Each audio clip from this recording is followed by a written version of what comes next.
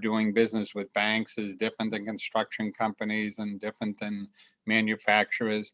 And even within industries, it's different within each company's how they approach their supplier network. So doing business with attempts to demystify all of that and provide opportunities for businesses like Berkshire Bank to share how they approach the issue. Pacesetters is a program we started back in 2018. It continues to grow, but we view it as an equity tool. We view it as one of the ways through contracts and through the growth of small Black and brown-owned businesses, we can address the racial wealth gap here in Massachusetts. It's not the silver bullet, but it does contribute to the growth of economic opportunity here in the Commonwealth. And we think that now more than ever, it's important for the business community to make concrete actions towards addressing that wealth gap issues. So with that, I'll share a few program notes and then make some introductions.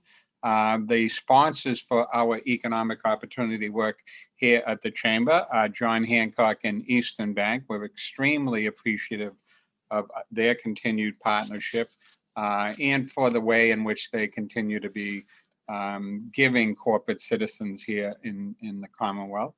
I also want to flag for our guests that this webinar is being recorded and will be shared on the Chamber's YouTube page shortly after the event, so that people who might not have been able to make it will be able to view it on the Chamber's website.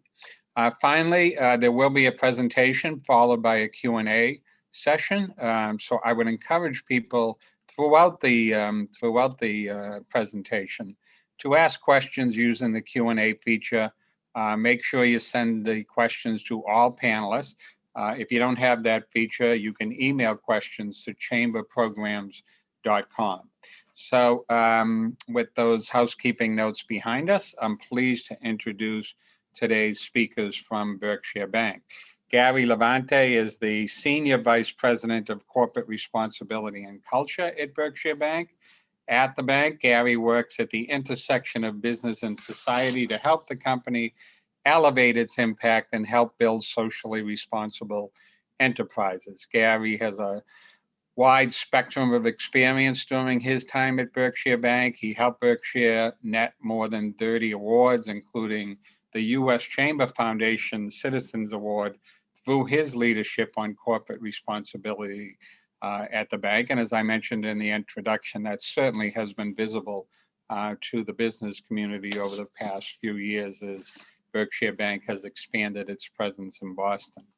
We also have Peter Merwin, Vice President of Facilities at Berkshire Bank. Peter started his career at Berkshire over 15 years ago. He now manages over 130 buildings and 950,000 square feet of real estate in 7 states for Berkshire Bank. So Peter, you got to get another 50,000 square feet to get over that million. Thank you for joining us here today. Next, we're pleased to welcome Matthew Parise. I hope I said that right, Vice President of Facilities Management at Berkshire Bank. Matthew's work with Berkshire Bank covers Massachusetts, Connecticut, and Rhode Island. Through his time at Berkshire Bank, Matthew has helped lead 3 acquisitions to grow his territory from 60 properties to 90 throughout 3 New England states. And I know that we'll be joined by additional team members from the bank throughout the program to walk through the company's mission and work on supplier diversity and inclusion. And with that, I'll turn it over to Gary to kick us off. Thanks, Jim, for that warm introduction. Of course, as is the norm with technology these days, I cannot share my screen any longer after we just tested minutes ago. So I'm hoping Bea and the member of the chamber team can help get that set up so that I am able to share my screen. There we go. So it looks like they're sharing the screen. So Jim, as I said, thanks for that warm introduction. I want to thank you, Bea, and the entire Boston Chamber for your leadership and your convening of these important conversations. So just to walk folks through a little bit about what we'll be covering today, I'm going to be going through a little bit of an overview of Berkshire Bank, of our history, and providing a high-level overview of our procurement and supplier diversity efforts. I'm then going to turn it over to Mark Pedrotti from our marketing department. He is the director of our marketing department, and he's going to talk a little bit more about what procurement and working with Berkshire Bank looks like in the marketing world. And then we'll turn it over to Peter Merwin and the rest of our facilities team to talk more about procurement and opportunities within the facilities department. Then finally, we'll conclude and kind of open it up for questions and answers. So to kick things off, just a brief introduction to Berkshire Bank. Berkshire Bank was founded in 1846, so we have 175 plus years of history, providing a suite of socially responsible banking products and services to our constituents.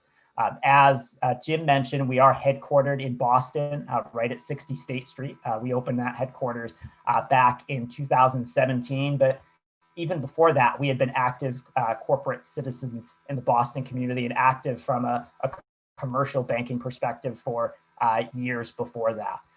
Berkshire Bank, is, although headquartered in Boston, we are a regional 21st century purpose-driven community bank. We operate in 7 states, from New Jersey all the way up to Vermont, from New York all the way to the Boston area.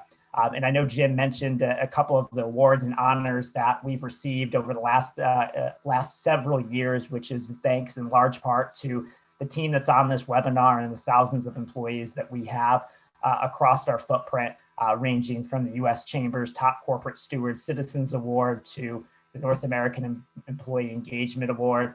And even most recently, we were recognized with an Inspiring Workplaces Award for our own diversity, equity, and inclusion efforts. Next slide, please. So in addition, and I mentioned this a little bit earlier, our suite of kind of socially responsible banking products, we really see our role as a bank and our purpose is really to democratize banking and make banking services accessible to everyone, regardless of their zip code, regardless of the color of their skin, regardless of their gender identity or sexual orientation. We want to make sure that banking services are accessible to everyone. In a few different ways that we're building that future that we all believe in is through our Revex Labs, which are flagships. Revex Labs opened this past December in Roxbury and Nubian Square.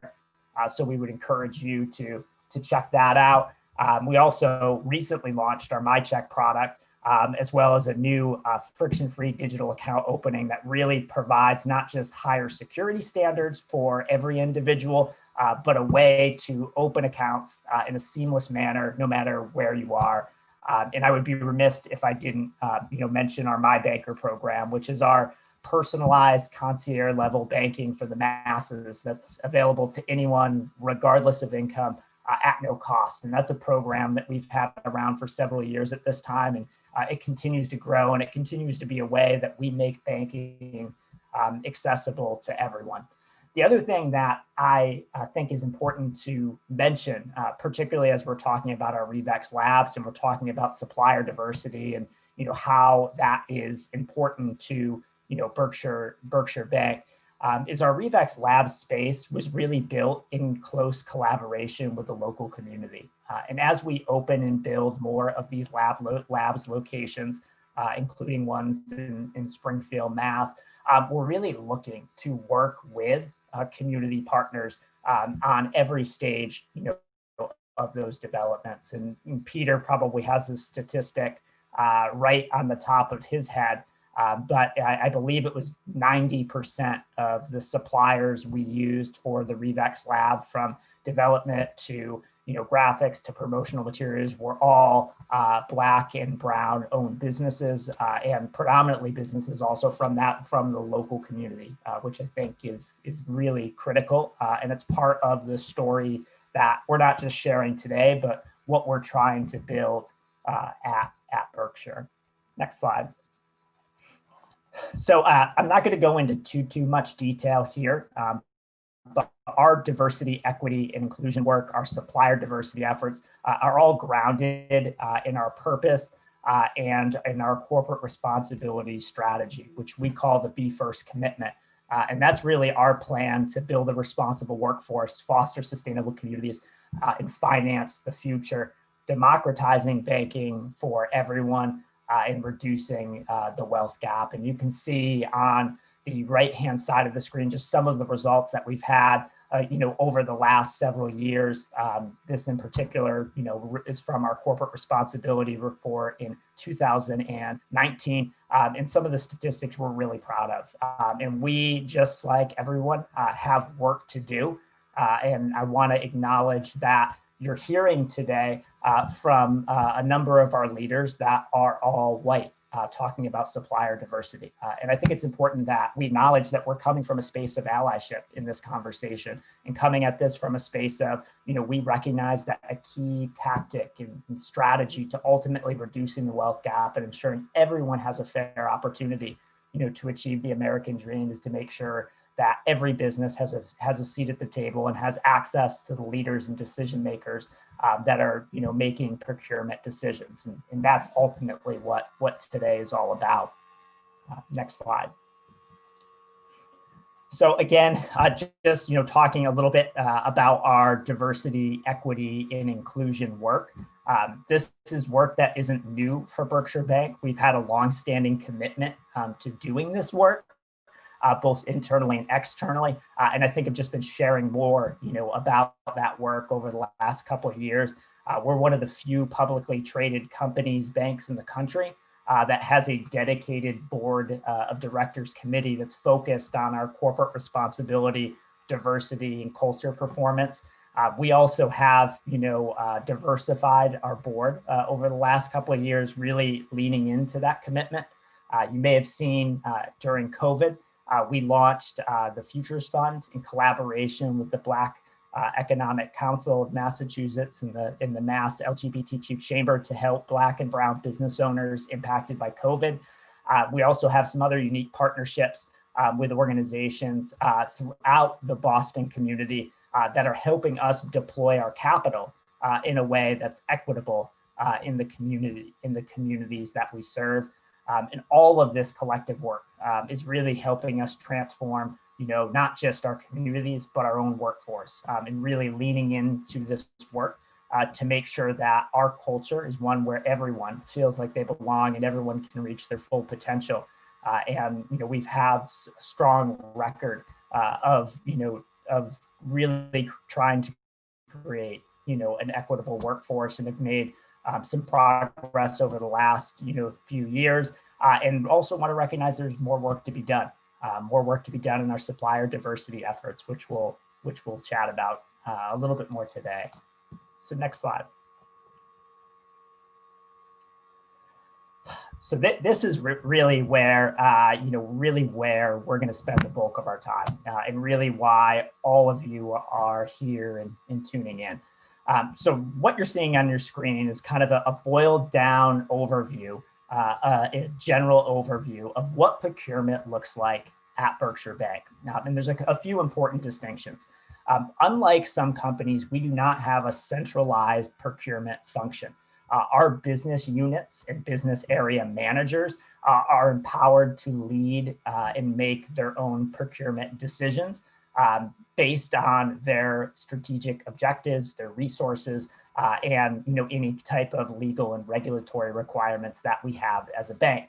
So what that means is there's a lot of opportunity to collaborate with a number of different partners and to get in front of a number of different partners at Berkshire Bank as a potential supplier, but also it can be challenging to navigate that. And really what we're hoping to do today is put some faces and names to folks you can reach out to, even if you provide a service or that may not intersect with one of the areas that we're highlighting today. So at least we can make that connection to the right folks internally at Berkshire Bank who are making decisions about those procurement opportunities.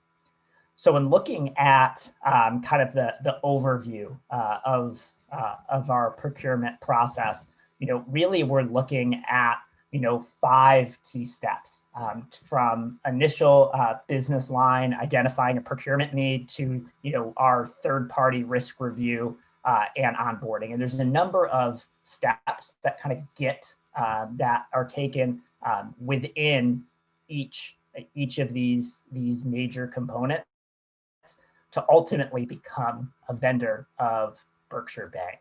So really the first step in our process is a business line will identify a need. Maybe that need is for signage in an office, or maybe that need in my case may be for a sustainability consultant to do a greenhouse gas inventory. Or maybe that need is for cleaning services or security services, if for one of our branch locations. So really each of our business units, each of our departments are identifying those procurement needs on an ongoing and annual basis, and they're managing those procurement needs. So typically what happens is after a business area has identified a potential procurement need, that business area will research and review potential suppliers based on their network that they know about, based on other research that they do online, in person, through different networking opportunities, as well as looking at or reaching out to see if we have any current diverse suppliers that we work with or potential suppliers. During that process, these business area managers, and some of which you're going to hear from later, really meet with the suppliers to review any specific requirements that are unique to that business area or the project, and really kind of go through an interview process to make sure we're finding partners that not just are going to help us in the near term, but also over the long term. After that review process, the business area selects a vendor. Typically, in some cases for larger contracts, they may invite multiple proposals through an RFP process. Otherwise, they will reach out to kind of get a better understanding from potential vendors on the scope of their services.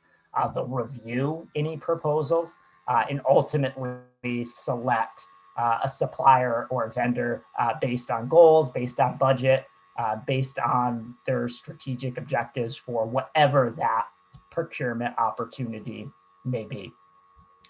After they select a vendor, we kind of go through a traditional contracting process where the business area will negotiate terms of the contract, develop the initial contract, along with our legal counsel, who will review it and finalize it prior to executing on the agreement. And I think as a bank, we have a lot of regulatory requirements. There's a lot of steps that we need to go through to make sure we're doing our due diligence to manage risk appropriately.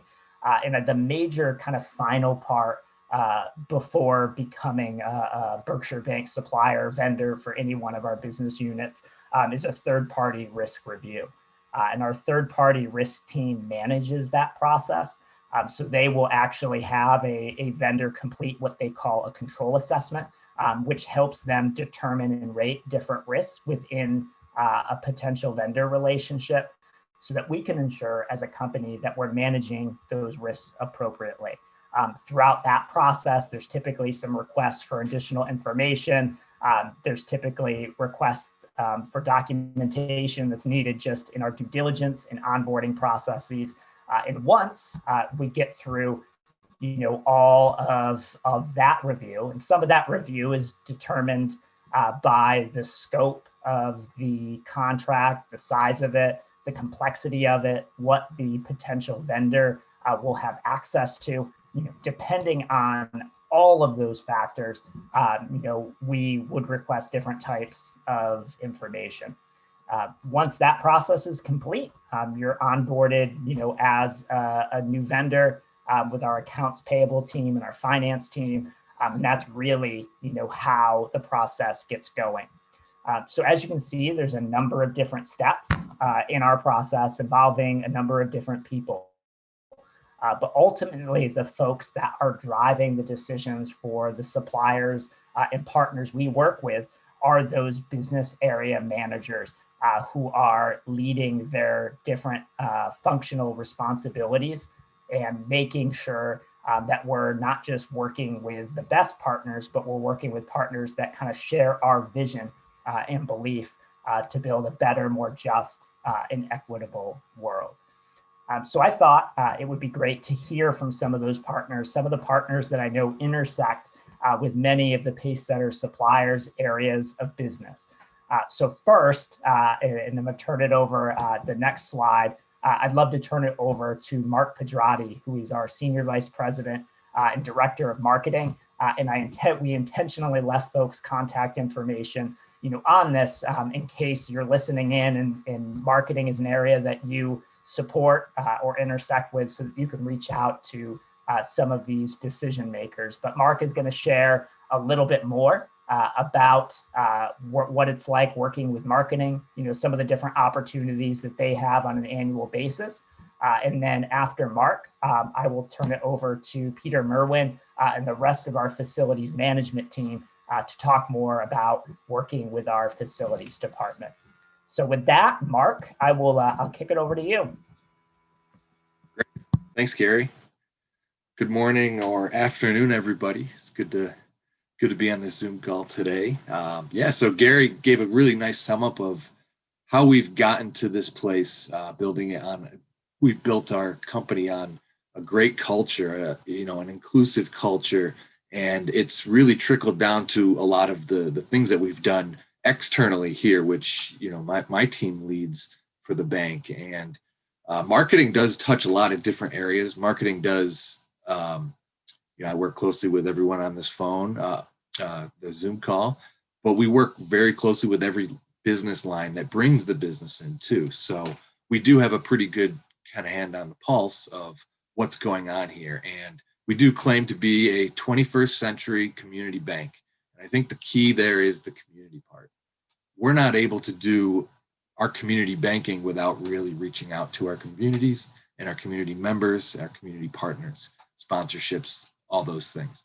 So what we do in trying to tie back into what Gary and I know what facilities is going to talk about here too, but when we do take on new partners and new different companies that can help us, if it's a giveaway, if it's a sponsorship, if it's, even just buying advertising in an area, we like to get down to the ground floor in that community and work with those folks. So, because we also understand we're centrally located somewhere else, and without being able to lean on our partners in our communities, we don't really know what maybe the best or the right partner is to work with. So that's kind of when we start entering new communities or we try to build communities, it's really important to make sure that our leadership and our people are connecting with leadership and people within those areas. So I think I'm not going to list off all the different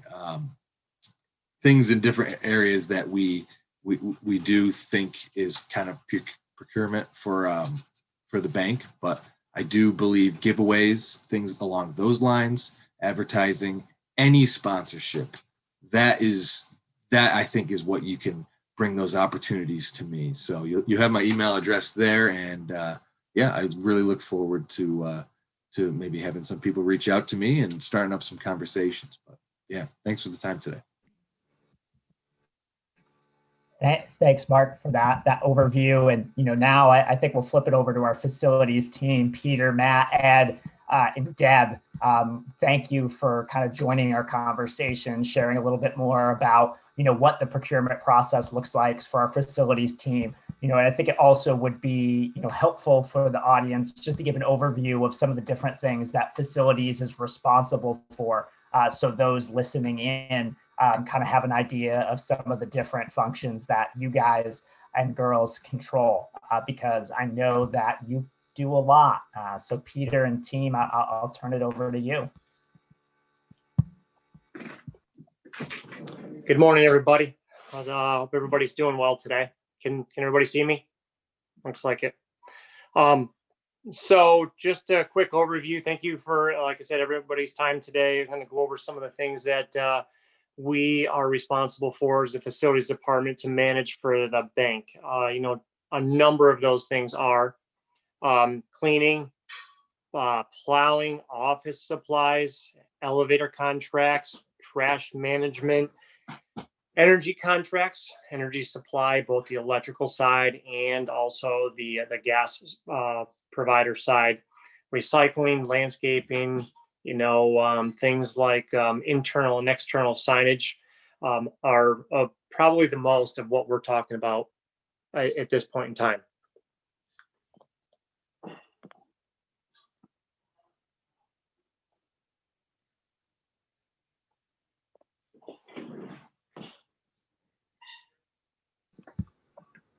Hello? Can anybody hear me? Yeah, we can hear you, Peter. Did you Thanks hear for that first overview. part or no? Yeah, I think we heard you. We heard you. Okay. Sounds good. So so everything is those are the kind of the vendor management roles that we manage here at the bank. So I would please feel free at any point to reach out to any of those contacts that are on that header page right there. And to kind of become a vendor at the bank, we have all those roles we need to fill across the entire network, and that's through Connecticut, New York, Vermont, down Pennsylvania, Jersey. So we typically use all vendors that are local for the majority of these management components. And the best way to reach out and try to get them become a member of the bank here would be to just reach out, Matt, Ed, or myself, and find out what might be available, because we from time to time run into situations where vendors are, they're just not as reliable as they used to be. Certain changes happen in their company that they're not really able to provide the same type of level of service we were looking for originally as well. So if you reach out to any one of us, if you provide any one of those relationships, cleaning, plowing, anything local like that to wherever your company sits, we'd be happy to work with you and see if there's some type of connection we can make with the bank and have you on as a vendor. And the reason I ask for you to continue to, reach out and, stay in contact once a month, once every couple months, is if there's nothing available today, it doesn't mean there won't be something available in the future. I'll give a quick example of why we switched. We have an energy supplier that we used probably 4 years ago, and we were using them for the prior 5 to 6 years. Had no intention of switching, but I had this one company that was calling and, was really wanted to become a vendor of the bank. And they said, hey, we in the market today are in a situation where we're providing the best scenario for energy supply we've seen in 10 years. Well, our current vendor never called and told me that information. So once I was told that, I felt like we were not being handled as well as we should have been from our current vendor. And we gave that new vendor an option to come and join. And, when they came and gave us an RFP for the energy supply at that point in time, we wound up switching companies and going with the new vendor. So it pays to stay a little bit persistent with every one of us and wait for an opportunity to come, because, more than likely at some point that will happen. So, and real quick, some of the Gary already went over it, and thank you very much, Gary, for doing that.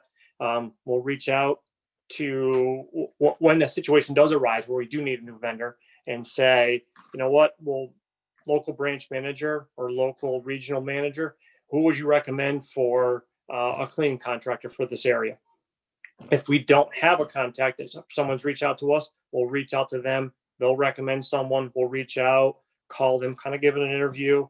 And at that point, after we go through an interview with that vendor, we ask them for some, if everything goes well, we'll ask them for some information, have them sign a 3-year contract with the bank. That 3-year contract is an auto renew contract. It also has a 30-day out. And that's in case there is something arises throughout that 3 years that basically means that we want to kind of cut our ties, but typically does not happen. I think that's maybe in the time I've been here, a handful of times that we've had to do that either on our side or on the vendor side. And then we, after that, we would go to a certificate of insurance, and that's kind of a pretty heavy duty insurance policy that we can send you a sample of and what that requirements are. But high level, it's a $1 million umbrella or a commercial and liability of 2 million and 4 million. So again, we can send more information just so you can have a little bit more detail of what is incorporated with that. And then we ask for the W-9, and if you want to be set up an ECH, that way you can be paid either via check or electronically. So that kind of sums up what it's steps that it takes to become a vendor with Berkshire Bank on the facility side. Thank you much for your time today. I'll turn it back over to Gary. All right. Thanks, Peter, for that overview and for that summary, of what the facilities team does and how to work with them. And I know that facilities is also one of those departments that has, some of those more unique requirements to doing business with and working with.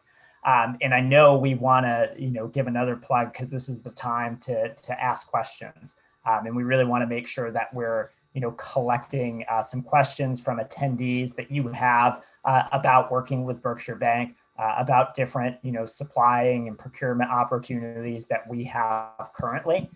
And I'll say that today was really meant to give that high level summary of kind of what our process looks like in general, and to provide 2 tangible tactical examples of that process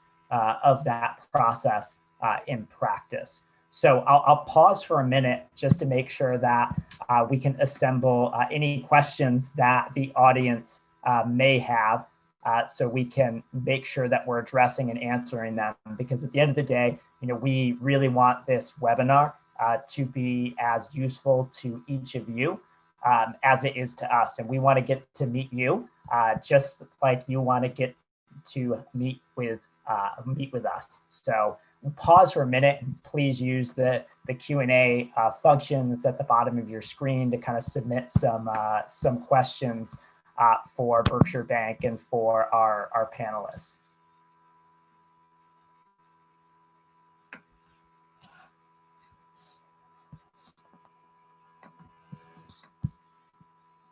All right.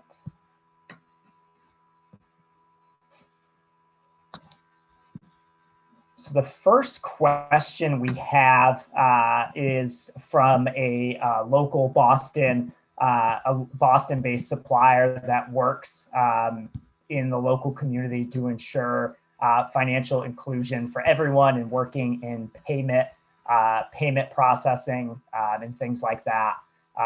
And it has a payment platform.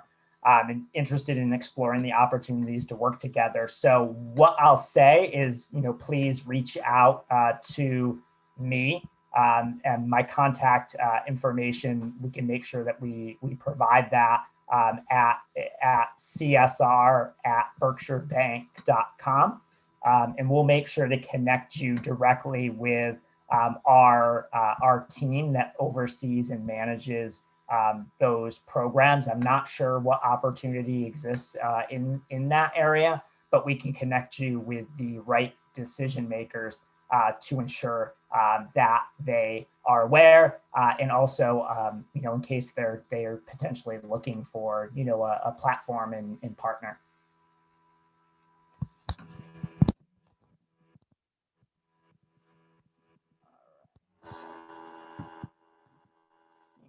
Couple more questions.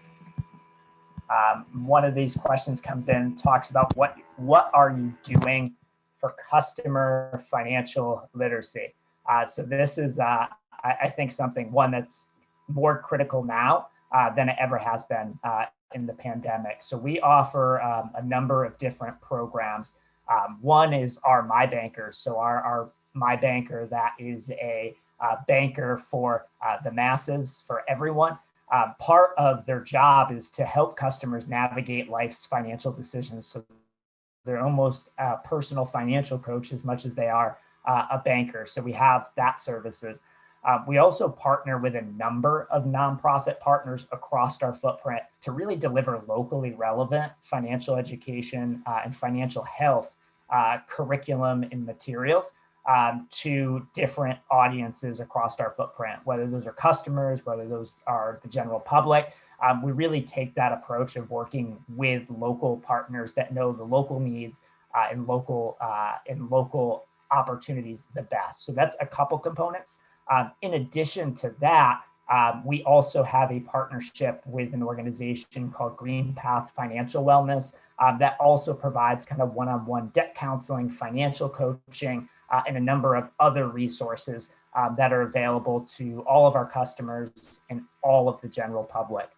So those are a few examples. I'll also say that we are regularly looking and evaluating our financial health programming and looking at ways we can make it stronger.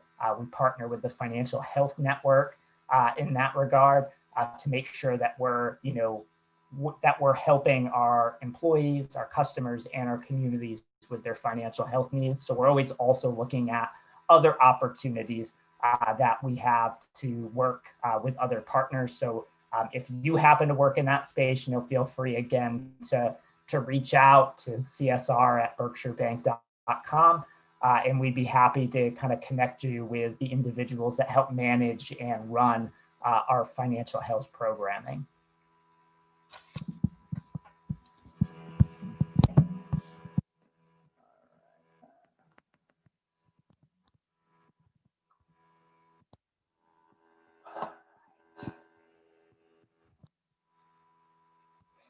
So we have a question here for Mark Pedrotti. So Mark, this one's all you. What are some of the marketing needs that you envision you will need for new contracts in 2020 or opportunities that you see for 2020? And since we're at the end of 2020, I think, let's look at 2021 too. Yeah, it's a good question.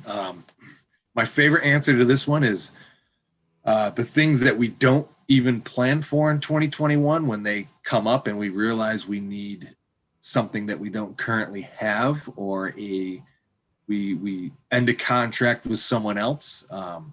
That's kind of the general thing. So a lot of opportunity that we can't even plan for, but the things that we do plan for are things like in our world, giveaways, anything branded items for employees, branded items for events, sponsorships, working with different businesses within a sponsorship, being that person that connects maybe an effort that we're doing and a business if there's a need that we do see in there, facilitating between businesses, and then we get into the more pay per advertising things, but any newspaper we don't really know of, or publication that is not on our list, getting those on our list, any of those media contacts that we don't know of, getting them in play as well. So it's really whatever those external events management, advertising, and anything really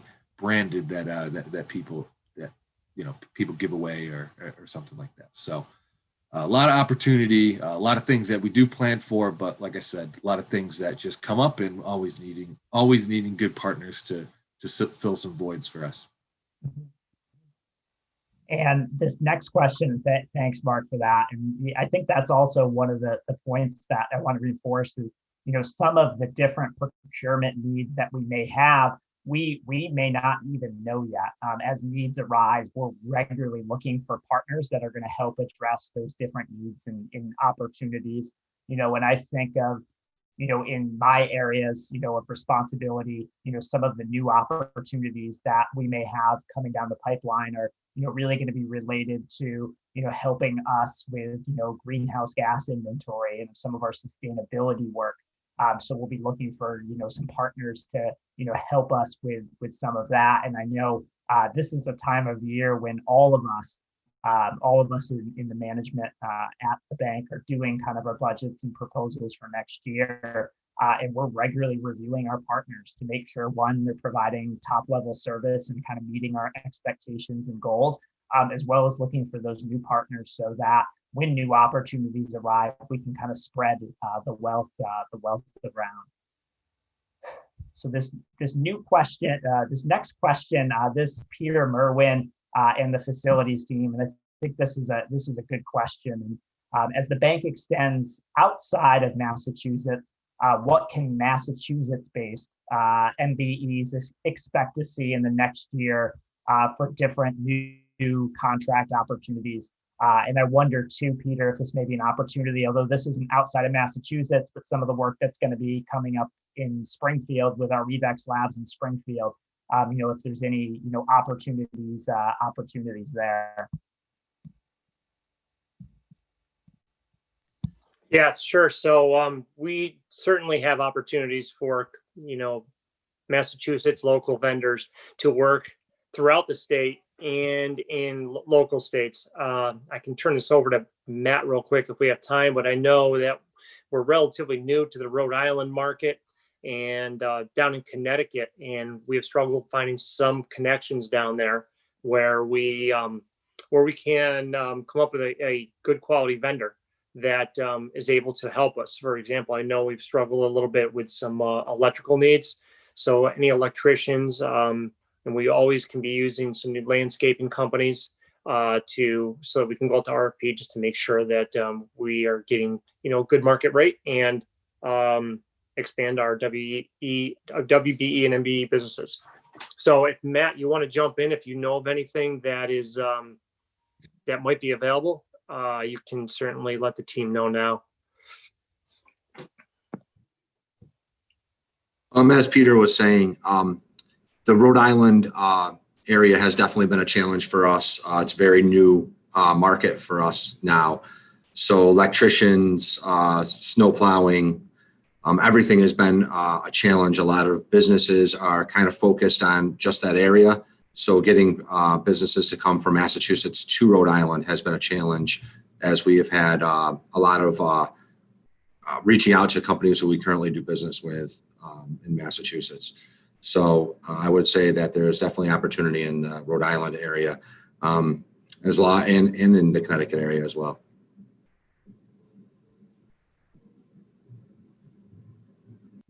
Great, thanks, Matt, for that. And I think. Hey, Gary. Hey, Gary, can I jump in here with a couple of questions for you? How could I tell you no, Jim? So, the first one may be for Peter. Peter mentioned insurance requirements, and I can remember in some of my previous jobs that sometimes small businesses and some black and brown businesses might have struggled with that, having the right insurance requirements. I guess it's a two-part question. One is sort of, what challenges do you sort of encounter when a small business kind of comes in and says, gee, I'd like to participate and do business with you guys? Insurance requirements, other things that you may see. And as a companion to that question, does the bank do anything by way of sort of mentoring, nurturing, helping with the business development and growth of those small business partners that they do business with, to help them scale beyond their contract with you? Hi there, Jim. Thank you for the question. Certainly, one of the more challenging things is definitely the insurance requirements. And we try to assist in those insurance requirements as much as we possibly can. So Berkshire Bank also has an insurance company as well, Berkshire Insurance Group. And when there's any types of challenges to pretty much get your insurance up to where you need to be to do business with the bank, we will set you up with a partner from our insurance group, and they will work with that vendor to help them obtain the level of insurance that is required. Sometimes it's very minimal, shifting a couple of these figures around, and sometimes it's been very little additional money out of pocket. Sometimes it's been a slight increase, And if there's been times, we will make an exemption and say, hey, all right, increase your billing by X amount so that we can cover that expense. As long as the numbers are reasonable, then we have no problem doing that. And there are a number of companies that we have worked with throughout the years where we're doing business with them and they are doing a phenomenal job. They ask for recommendations. We certainly give recommendations. And local businesses that we work with, local banks, will often get calls saying, who do you use for snow removal, plowing, electrical services, things along those lines. And we will refer the companies that are vendors that we're using to that bank. And it's often been a relationship that's been able to expand in that way. So it sounds like the approach is a little more than just a contractual relationship, vendor, buyer. It's, you try to be sort of partners with the contractors that you have. Absolutely. We, for the most part, it's not very often that we wind up switching vendors. There's when we get someone that works well with us, unless there's a reason to switch over, we don't. We try to make sure it's a good relationship. If we call and we need some electrical work done at a branch, the vendors that we have and we're trying to build will usually just go and take care of that for us right away. And that's extremely valuable to us. We want to be able to rely on that vendor, and we want them to be able to, we want to be able to service them as much as they need as well.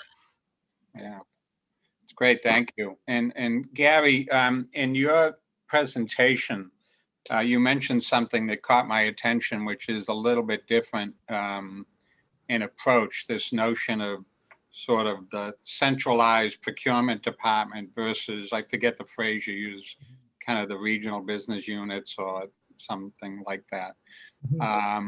That's interesting. You don't see that a lot. There's a lot of times in a bank with your scope, or even other business with your scope, it goes back to headquarters and there's a procurement department and here's what we bought for you at the local level. So A, how is that working? And B, could you give some more definition to that? What is a regional business unit, or whatever the phrase was? Is it, for our purposes, is it Greater Boston? Is it by state? How are they broken up within Berkshire Bank? Yeah, absolutely. So I think that the approach that we have, comes with its advantages in that it really empowers each of those business units who know their needs better than a procurement team is ever going to, and know their local communities better than a procurement team in a central office is ever going to know, to really drive that decision-making process and really develop, as I think Peter and Mark and the rest of the teams have said, those deep relationships with our suppliers and our partners, so that it is more than just a transaction, so that it's really based in partnership. And when I'm using the term business unit, I'm really looking at our departments. So the marketing department, our facilities department, our corporate responsibility department. It's those leaders that are really driving the decision-making for those areas. And as Peter said, in some areas where we stretch out, like a group like facilities, if we have an opportunity that we need in the Worcester area, let's say, or Greater Boston, we're going to reach out to our regional presidents and our regional leadership team to get recommendations for potential suppliers and potential partners if we ourselves don't know them. So certainly, I think that what that allows us to do is one, I like to think of it as really fulfilling our purpose as a 21st century community bank of really centering community in everything we do. But also it really allows us to be responsive, nimble, and adaptable to the unique needs and opportunities of every community we operate in. Certainly efficiency, centralized procurement is more efficient, but we see the value in empowering our leaders to really drive the change and make those decisions, with our local partners. That's great. I was thinking as the question came in about the online platform or whatever it was, that we're all seeing the way that we conduct business change now through this pandemic and crisis.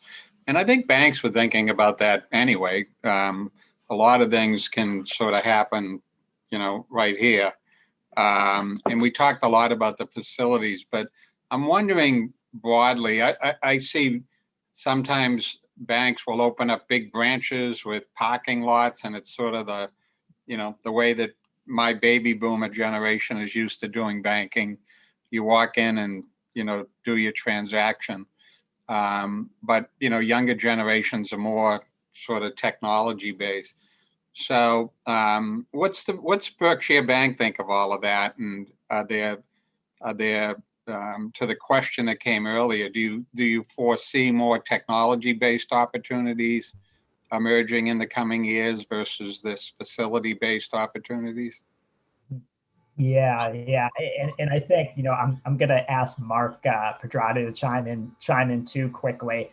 But, we really see the role of a 21st century community bank as having the technology, whether that's the online banking platforms, whether that's online account openings that provide seamless, easy to do transactions. But also blending that with that personalized attention. There's been a lot of studies done on bank branches, and I think that many folks have predicted the demise of bank branches. And yes, you don't need as many, but they are still an important resource. And really, that's what our My Banker program that I referenced earlier is all about, is being that bridge and connector between the bank branch of old and the fully digital experience. So I think you will see opportunities in the technology space, at all banks in general. But I still think there is that important focus. You're still going to need, when you run into a problem or a challenge, you need that help, navigating the first-time home buyer process, or, planning to save to college. You're going to need that personalized attention that, you're not going to get through AI and artificial intelligence. You're going to need that person, whether it's in a bank branch or in your living room. And Mark, I don't know if you have anything to add to that. Yeah, it's a huge focus, and investing back in ourselves so that we can deliver on those things is so important. But like what Gary's saying, we want to be versatile depending on where anybody is in their life. And obviously, it's easy to say younger generation wants to open accounts online and older wants to still go into the branch. That may be true, but it also may not be. And I think we just need to have the tools in our belt to be able to support anybody's banking needs and education needs, and giving them a safe place to go and maybe ask some questions, or if they're very confident, just jump in, open an account online, download the app, and then you're off. So I think that's really going to be our focus, from top down here, making sure that everybody kind of can bank the way that they need to. Great. Well, we're approaching the top of the hour, so I'm going to wrap it up with a sincere thank you for an interesting conversation. Gary, Mark, Peter, the entire team. Great job talking about the focus and the opportunities at Berkshire Bank, whether it's facilities related, technology down the road. Very impressive that your willingness to not only share the process, but how share emails and encourage people to reach out to you. So I hope some folks on the call will do that. And one of my big takeaways, Peter, you said it early on in your presentation, is persistence. That if you're out there and you think that you've got a product or a service to offer a bank like Berkshire, persistence pays off. And I think that people in the procurement world pay attention to that someone really wants to do business with us and the opportunity might break. So one of my big takeaways is that word, Peter. So thanks for sharing it with us.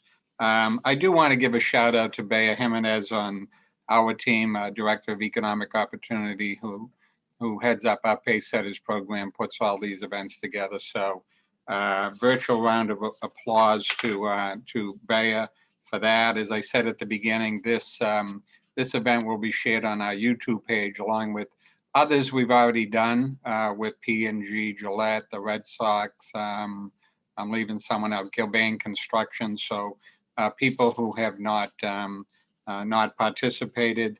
And before we completely wrap up, highlighting the next events include Blue Cross Blue Shield, which will join us on October 28th, in Boston Children's Hospital on November 5th. So different industries, different perspectives on opportunities. Please stay tuned and check our website for more information about those and other future Doing Business With series or events or other chamber events. Once again, thank you to John Hancock and Eastern Bank for their sponsorship. And I do want to highlight, outside of the Pacesetters program, we're introducing the new president of Simmons College, Dr. Lynn Perry Wooten. She's taking over at Simmons College this year. Her first address to the chamber will be tomorrow, October 15th. She's the 9th president and first African-American to lead this prestigious private university here in our region. So I hope those of you on the call will join us to welcome Dr. Wooten to the region and to Simmons College. Again, check our website, bostonchamber.com. Once again, thank you to the entire team at Berkshire Bank for such great information today. And I hope everyone has a great afternoon. Thanks, guys. Thank you very much. Bye.